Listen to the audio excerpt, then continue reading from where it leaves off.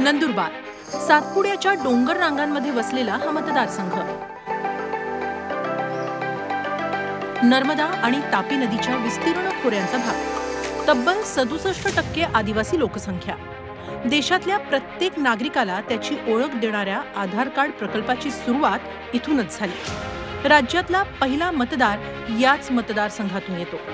वर्षानुवर्ष इथल्या आदिवासी मतदारांना विकासाची स्वप्न दाखवण्यात आली, मात्र ती कधीच प्रत्यक्षात उतरली नाही।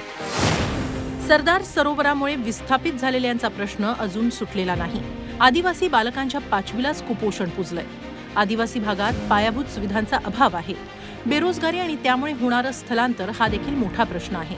कधी काळी हा मतदारसंघ काँग्रेसचा बालेकिल्ला होता।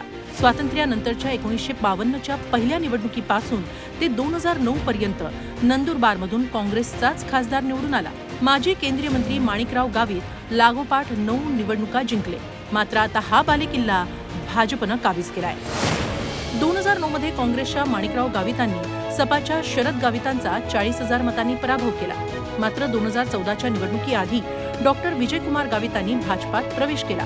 त्यांची कन्या डॉक्टर हिना गावितांना भाजपनं रिंगणात उतरवलं। डॉक्टर हिना गावितांनी माणिकराव गावितांसारख्या दिग्गज नेत्याला धूळ चारून पहिल्यांदा भाजपचं कमळ फुलवलं। 2019 मध्ये डॉक्टर हिना गावितांनी पुन्हा एकदा काँग्रेसच्या केसी पाडवींना 95,000 मतांनी हरवलं। विधानसभेचा विचार केला तर भाजपचे 4 तर काँग्रेसचे 2 आमदार आहेत। आता डॉक्टर हिना गावितांना विजयाच्या हॅट्रिकसाठी भाजपनं पुन्हा एकदा उमेदवारी दिली आहे, तर काँग्रेसनं यावेळी माजी मंत्री केसी पाडवींचे चिरंजीव ॲडव्होकेट गोवाल पाडवी यांना मैदानात उतरवलंय।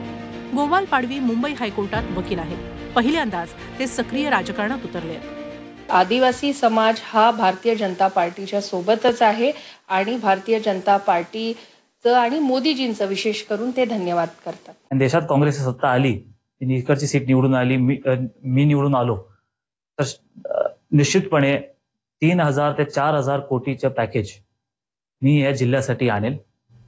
हे पॅकेजमध्ये नंदुरबार लोकसभा मतदारसंघात औद्योगिक विकास होईल, त्याच्याने रोजगारांचे प्रश्न मिटेल, स्थलांतरित मजुरांचे प्रश्न मिटेल। सातपुड्यातील होळीची राख थंड होत नाही, तोच निवडणूक प्रचाराचा शिमगा तापलाय। या निमित्तानं गावित आणि पाडवी घराण्याचे तरुण उच्च शिक्षित वारसदार नंदुरबारच्या आखाड्यात आमने सामने उभे ठरले। पंतप्रधान मोदींच्या गुडबुकमध्ये असलेल्या हिना गावित आणि नवखे उमेदवार गोवाल पाडवी यांच्यातली ही टक्कर पाहण्यासारखी असणार आहे। एकंदरीतच आदिवासी समाजामध्ये भाजपबद्दल असलेला रोष हा मतपेट्यांमध्ये प्रदर्शित होतो की गावित परिवारावरती असलेलं मतदारांचं प्रेम हे या निवडणुकीमध्ये व्यक्त होतं। या 2 प्रश्नांचे निकाल या निवडणुकीमध्ये स्पष्ट होणार आहेत। प्रशांत परदेशी, झी मीडिया, नंदुरबार।